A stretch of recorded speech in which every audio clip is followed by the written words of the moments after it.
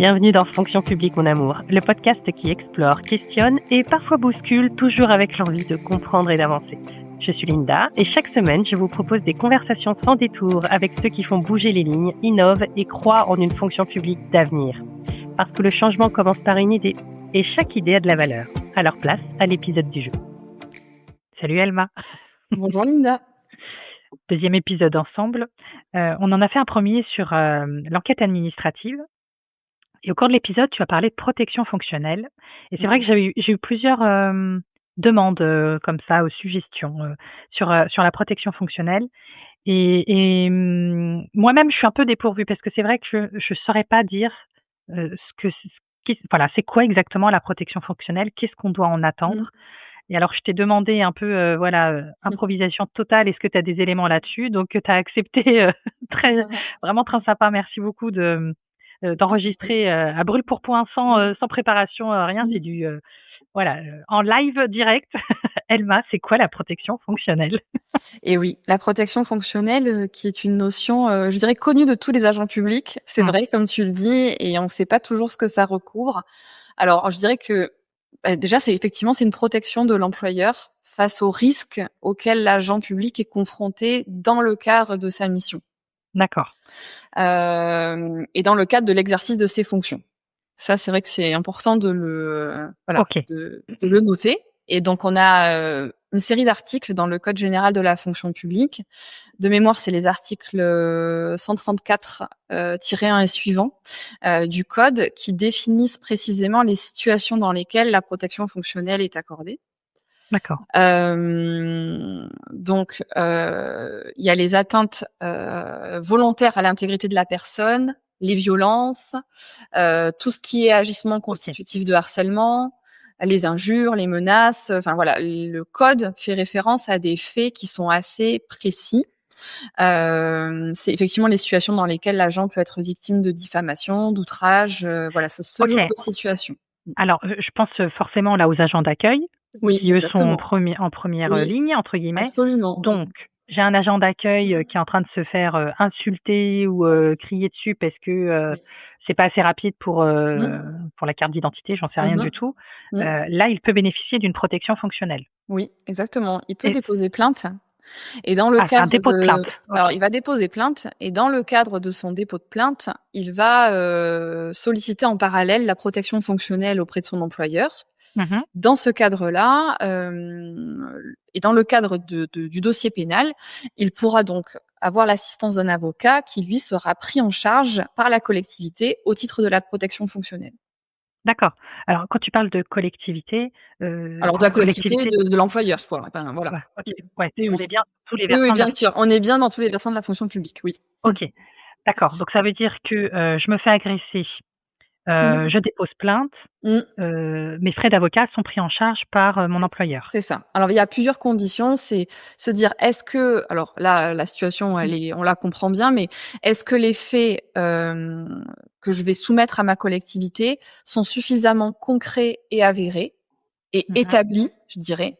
Parce que ça arrive que effectivement les administrations reçoivent des demandes, on comprend pas bien ce qu'a pu subir l'agent, donc il faut être très précis parce que la protection fonctionnelle, elle est vraiment liée à des faits précis. Donc la décision, enfin c'est pas sur une situation qui va durer pendant, je sais pas, 1 ou 2 ans. La protection, elle est vraiment sur des faits qui sont très précis, très concrets. D'accord. Et puis, il faut aussi que dans toute cette situation-là, l'agent n'ait pas lui-même commis de faute personnelle, parce que ça fait partie des cas dans lesquels il ne peut pas bénéficier de la protection fonctionnelle. Ok. Donc là, moi, j'ai pris un exemple avec un agent d'accueil. Oui, très bon exemple parce que malheureusement, c'est assez fréquent. Oui. En fait, et puis c'est aussi celui qui me semble le plus évident. Donc, quand on a un agent face à un usager, est-ce que ça marche aussi en 2 agents entre eux, par exemple? Oui. Absolument. Moi qui suis plutôt administratif, tu vois, je m'imagine à mon bureau, je sais pas, j'ai un collègue qui arrive avec, alors pour le coup, histoire pas vécue personnellement, mais dont j'ai été témoin. Un collègue arrive avec une agrafeuse et la balance à la figure d'un autre collègue. Mmh. point de suture, ça, le collègue, victime peut demander, la protection fonctionnelle? Oui, oui, il peut D'accord. demander la protection fonctionnelle. Il y a 3 conditions qui sont à, je dirais à garder en tête. C'est qu'il faut pas que lui-même ait commis de faute personnelle. Il faut OK. que les faits en question, ce soit dans le cadre de l'exercice de ses fonctions Mmh. et donc Oui. on n'est pas, c'est pas le week-end quand Mmh. on croise cet agent-là, même si c'est son collègue, Mmh. et c'est quelque chose de suffisamment précis. Bon, voilà. OK. Comment ça se passe concrètement? C'est les RH qui enfin, c'est un accord qu'on obtient de la part des C'est une RH? décision. Ouais, voilà, c'est une C'est une décision d'octroi de la protection fonctionnelle que l'agent doit donc demander. mmh mh. Moi, je conseille quand même toujours de faire, un petit courrier, voilà, recommandé, hein, c'est mieux. Mmh. Bon, voilà. Pourquoi recommander? Parce que l'administration, elle a, un délai pour, répondre et Mmh. que quand elle répond pas, ça fait naître une décision implicite de refus de la protection fonctionnelle. Il faut quand même avoir ça en tête, quoi. Que quand, Ah donc sa collectivité, enfin son administration nous répond pas, ça fait naître une décision implicite de rejet. OK, donc là, c'est pas le qui ne dit mot consent, c'est l'inverse, Voilà, c'est ça, exactement, exactement. Alors là, du coup, j'ai envie de creuser, en admettant que c'est bien sur mon lieu de travail, dans le cadre de mes missions, Mmh. qu'il y a un vrai préjudice avéré, pour un événement, bien identifié, j'ai Mmh des mh. témoins, tout. Mmh. J'envoie mon courrier à mon Mmh. employeur, je Mmh. demande la protection fonctionnelle Oui, et il ne répond pas. oui. Du coup, toutes les charges sont pour moi, c'est tant pis pour moi, c'est perdu? Bah, c'est-à-dire que si ça fait naître si on attend le délai de la décision implicite de rejet, donc 2 mois et après on réfléchit à est-ce qu'on conteste cette décision-là, quoi.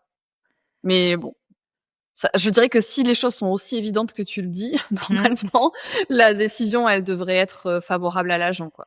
Ouais, ah d'accord. En fait, la question c'est, est-ce que est-ce que l'administration, heu, peut refuser parce que, juste elle a pas envie, de se prêter à l'exercice ou enfin, tu vois, Mmh. Mmh. Ou alors elle peut parfois, je dirais, donner des mesures qui vont pas être suffisantes. Parce D'accord. que, dire: «On vous accorde la protection», bon, c'est une chose, mais qu'est-ce que ça recouvre, en fait? Il faut aussi, avoir en tê on a parlé tout à l'heure des choses qui sont pécuniaires, donc les Oui. honoraires d'avocat qui peuvent être pris en charge, mais il y a aussi des mesures qui sont pas pécuniaires. Ça veut dire, concrètement, protéger l'agent, ça veut dire, lui proposer enfin, éloigner, un agent agresseur d'un agent victime, réorganiser le service, ça D'accord. veut dire, un soutien moral, de la prévention, dans le cadre de je sais pas, d'un agent d'accueil qui a été agressé, est-ce qu'on peut pas, justement, mettre des panneaux pour, peut-être, Mmh. rappeler aux usagers que, il faut s'adresser convenablement aux agents d'accueil et que, tout, outrage est une infraction pénale. Bon voilà, je sais pas, hein, il y Ouais, ouais, a ouais. aussi d'autres choses en fait qui peuvent une médiation entre agents, je sais pas. Enfin voilà, il y a des mesures aussi qui sont pas pécuniaires et ça fait partie de la protection fonctionnelle aussi. OK, d'accord. Bah, ça c'est intéressant, j'avais pas OK. Mmh. Hem et du coup, dans le cadre d'un agent qui considérerait que, son employeur n'a pas été suffisamment loin dans la enfin, qui s'est pas senti protégé justement dans le cadre de ses Oui. fonctions, Mmh. enfin, j'imagine qu'il y a plusieurs agents, qui écouteront l'épisode, plusieurs personnes qui se sentiront dans ce cas-là, avec ce Mmh. sentiment d'injustice de pas avoir été, qui se sont pas sentis protégés tout simplement. Ils ont des Mmh. recours, ils ont heu, Ce serait dans juste le leur cas de mouchoir pour d'une, pleurer? dans dans ton cas de figure, c'est effectivement l'administration qui a accordé la protection, mais qui ne fait pas suffisamment, quoi. Bah, ou soit qui Qui refusent, n'accorde pas, quoi. qui Bah, oui, considèrent oui. que, non, Mmh. l'événement il est pas avéré ou, Mmh. bah, il y a pas Mmh. eu blessure en tant que telle, physique en tout cas, et Mmh. qui considèrent que la blessure psychologique, il Oui, l'a c'est ça. nie, par exemple. Ouais, bien sûr, ouais. Enfin, on peut Mmh. interpréter beaucoup de Mmh. choses, et donc j'imagine que les agents qui se retrouvent dans cette situation de, bah, je me sens lésé en fait, j'ai un Mmh. vrai sentiment d'injustice. Bah, un recours peut être fait, hein, contre une décision de refus d'octroi de la protection fonctionnelle. Mmh. D'accord. Mmh. Bon écoute, ça c'est assez intéressant. Je pense que ça va intéresser pas mal de gens. Mmh. On parle des agents, mais il y a pas que finalement qui ont la protection fonctionnelle. Oui, Tu me disais, juste avant de commencer, les élus aussi en ont oui, en ont une absolument, absolument. Mmh. et c'est vrai qu'eux, ils sont bien confrontés aussi, au public. C'est ça, c'est ça. À de la diffamation aussi, Alors oui, tu les parlais élus de ouais. diffamation. Donc l'aspect, réseaux sociaux, par exemple, Mmh. ça fait partie des éléments qui sont pris en compte dans le cadre d'une protection fonctionnelle? Je m'exprime mieux, pardon. Je vois que sur les réseaux sociaux, il y a, Muche là qui a mis, un message sur Facebook, en parlant de moi, Mmh. pas directement, mais qui me diffame. Je me reconnais dans ces Ouais, messages, je me ouais, sens diffamée. oui. Est-ce que là, j'ai, quelque chose, à Bah, en faire? tout cas, effectivement, il y a quelque chose à creuser de ce côté-là, quoi. Ça, c'est sûr. OK. On peut quand même faire une demande de protection fonctionnelle. Oui. Après la diffamation, c'est une infraction pénale qui est assez, voilà, spécifique et qui, parfois on utilise le terme de diffamation un peu pour des choses qui n'en sont pas, voilà. Mmh. Mais, Oui, à condition que ce soit effectivement, que l'infraction soit caractérisée, oui, bien sûr, ça entre dans le champ de la protection fonctionnelle. Mmh. OK. Mmh. On a fait un premier épisode sur l'enquête administrative. Est-ce que, je suis agent, j'ai constaté des faits que moi je qualifie de diffamation, enfin diffamatoires, donc qui n'en sont Mmh. peut-être pas, mais qui mériteraient Mmh. en tout cas une enquête. Oui. Est-ce que dans ce cadre-là, une enquête administrative pourrait répondre, à ça, ou c'est complètement autre chose? Bah, l'enquête, elle permettra toujours d'établir est-ce que les faits sont avérés? Est-ce que, ils peuvent être objectivés? Est-ce Ah, que, c'est justement, une perception d'un agent d'une situation? Ou est-ce que, voilà, objectivement et réellement, ces faits-là sont diffamatoires? Donc oui, ouais. l'enquête, elle permet justement, d'établir la situation, Mmh. de manière un peu incontestable. Ouais, oui, donc ouais, j'ai bien compris effectivement. Je me retrouve dans un cas où je veux demander la protection fonctionnelle. Mon employeur peut tout à fait demander une enquête administrative avec une lettre de mission, très claire en Exactement, disant: «On veut exactement. savoir est-ce qu'il y a eu Voilà, diffamation ou pas?» voilà. OK. Mais c'est vrai que dans ce cadre-là, pour que justement enfin, pour convaincre son employeur de l'utilité de l'enquête, Mmh. il faut quand même lui transmettre des éléments déjà un peu précis parce que s'il y Mmh. a pas suffisamment d'éléments, son employeur risque de lui répondre: «Écoutez, là en l'état, moi il y a pas matière à, en fait, Mmh. pour enquête». Donc il faut déjà transmettre des éléments, oui, assez précis, assez concrets. J'ajoute juste cette précision, c'est que dans le cadre de la protection fonctionnelle, l'administration qui accorde la protection, elle est tenue également elle-même de réparer le préjudice qui est causé à l'agent. Et ça, c'est quelque chose qui est pas toujours facile à chiffrer. Ah oui. Et ça peut aussi, être des cas de figure où clairement moi j'accompagne des administrations dans ce cadre-là, plutôt que de chiffrer elles-mêmes au doigt mouillé le préjudice, elles préfèrent qu'on aille devant éventuellement un juge qui chiffrera le préjudice consécutif parce que, Ah bah, oui, là, voilà, c'est pas ouais, dans l'épaisseur du trait comme on dit, ça peut être exactement, effectivement, exactement. ouais, et là, c'est vrai qu'il y a un aspect, temporel, que je trouve assez intéressant. C'est-à-dire que l'administration, elle est vraiment dans le temps long, alors que Oui, l'agent, pas forcément, et oui, du coup, on joue un peu contre l'humain là, mais je voilà, comprends le pourquoi du comment. mmh, Intéressant. voilà. OK.